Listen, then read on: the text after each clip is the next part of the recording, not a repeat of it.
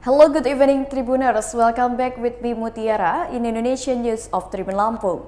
We will present you an updating and interesting information from every place in Indonesia. And here, the complete news.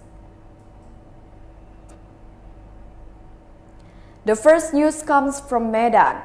Two students lied about their confession being ambushed by the police. The student who admitted that he was grabbed and kicked by a member of the traffic police at the Medan City Resort Police gave an explanation of what happened to him. Ridwan, a motorcycle rider who fell down, admitted that he was not kicked and grazed by a police officer but instead hit a vehicle in front of him. After hitting him, he immediately fell. However, he admitted that he was being chased by the police from the Diponegoro intersection or the Medan Major official residence because his friend Tegar was not wearing a helmet. Ridwan's parents, Khairuddin Siregar, also admitted that they were relieved to know that their son had fallen on the asphalt after seeing the CCTV footage. After seeing it, it was suspected that his son's leg had collided with another motorcyclist. Meanwhile, the head of the Medan City Resort Police Traffic Unit, Police Grand Commissioner Adjutant Sony W. Siregar, has also clarified about his subordinates who allegedly squeezed the motorcyclist until he fell and was injured. After checking the CCTV footage, it was seen that the motorbike riders named Ridwan and Tegar fell allegedly due to panic because they were not wearing a helmet and showed the traffic unit officers. At that time, Ridwan hit a motorcycle in front of him, while the members of the traffic unit were right behind him after falling and being left by the traffic police who were chasing them. The two drivers were immediately taken by officers to the hospital for treatment of the abrasion they suffered. Previously, a traffic unit officer who was said to be riding a white Yamaha Vino motorbike was said to have grabbed the motorbike and then fled.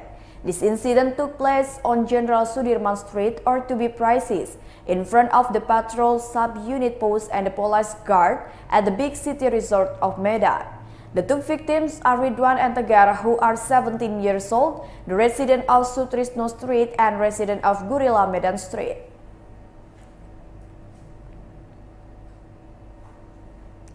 The next news is, suspected of having been poisoned, two ship workers were found out.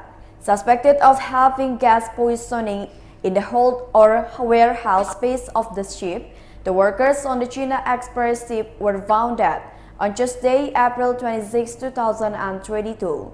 The incident of the deaths of the two workers on the China Express ship is estimated at around 10 minutes to 11 p.m. when the ship was passing through the Balikpapan water. The two workers on the China Express ship who had the ill-fated Andriansyah were 32 years old and Fajar 23 years old.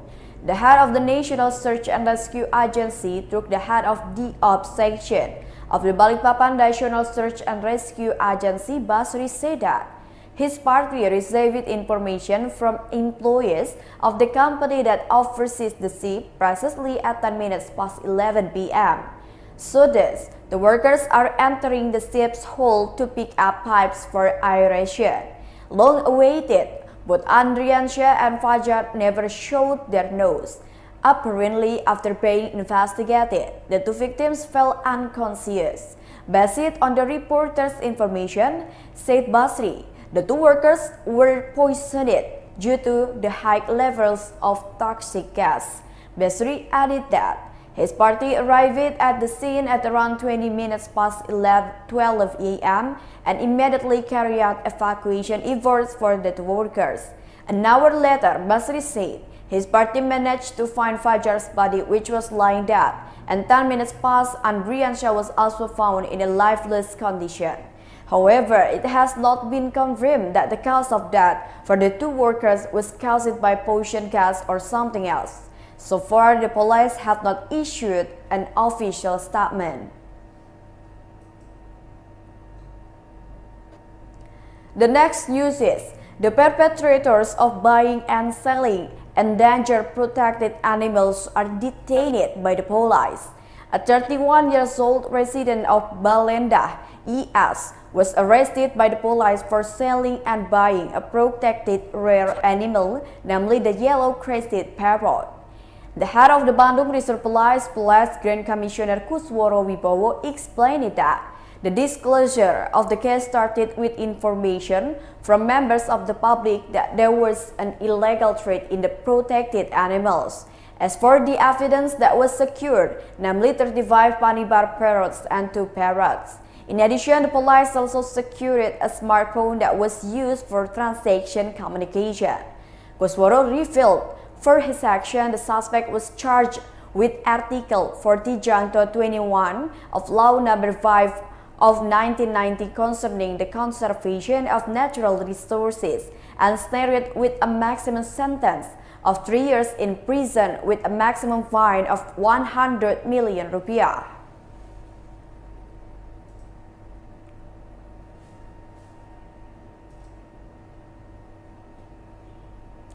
The next news is, a police officer's wife is involved in a fraudulent investment fraud case.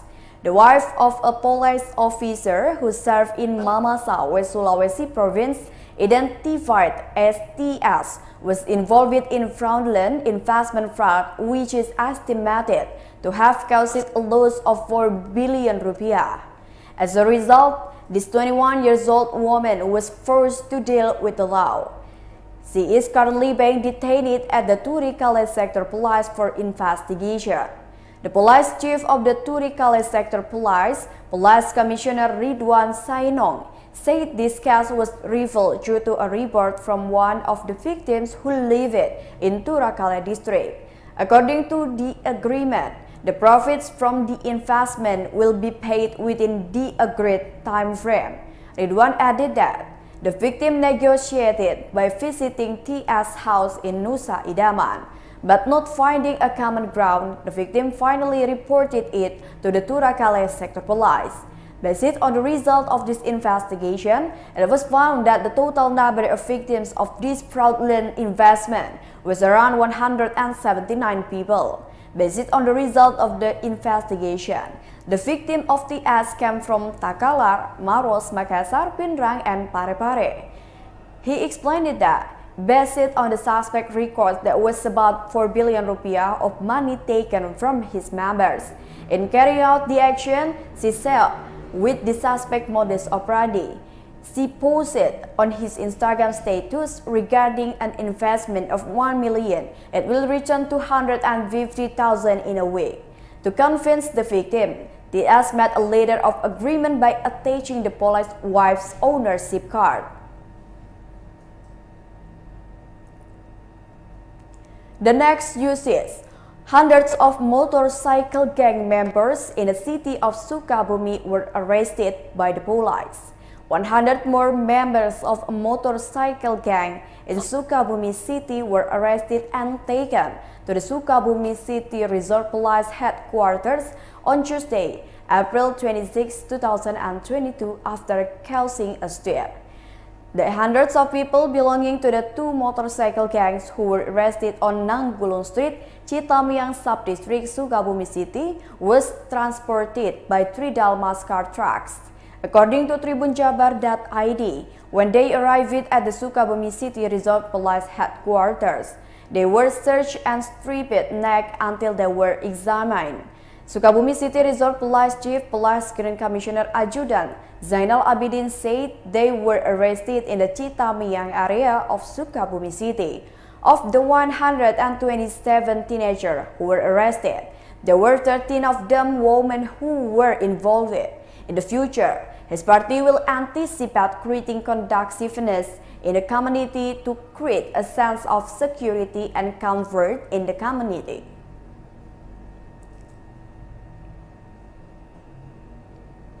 The next news is, the price of typical beef in the market is starting to increase.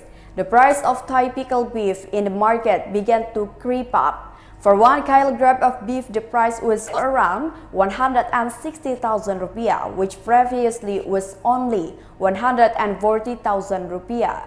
Head of the Department of Cooperatives, Micro, Small and Medium Enterprises and Trade in Pangkal Pinang City, Donald Tampu Bolon, reminded traders that they can stabilize prices, don't play with them.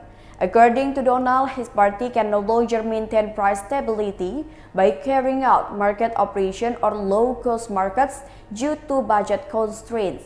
He said the review of prices for basic necessities, including beef and chicken, would continue to be carried out ahead of this Eid. He admitted that for basic needs such as rice, oil, sugar, and others, it is certain that they will be fulfilled until after Eid later.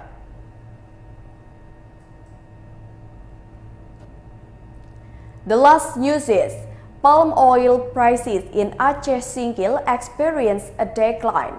The price of oil palm fresh fruit bunches or FFB in Aceh Singkil Regency experiences a fall on Tuesday, April 25, 2022. Prices at the farm level, previously in the range of 2,900 rupiah for 1 kilogram, have now dropped to 1,900 rupiah for 1 kilogram. According to information, the decline in palm oil prices was due to the accumulation of FFB in the factory. The decline in the price of palm oil in the range of 1,000 for 1 kilogram was also experienced by palm oil mill companies. The day before, the price of palm oil at the company was still above 3,000 rupiah for 1 kilogram. However, after the decline, the price of palm oil is in the range of 2,000 rupiah for 1 kilogram. The sudden fall in the price of palm oil shocked the people of Aceh Singkil, who almost 70% depend on oil palm farming for their livelihood.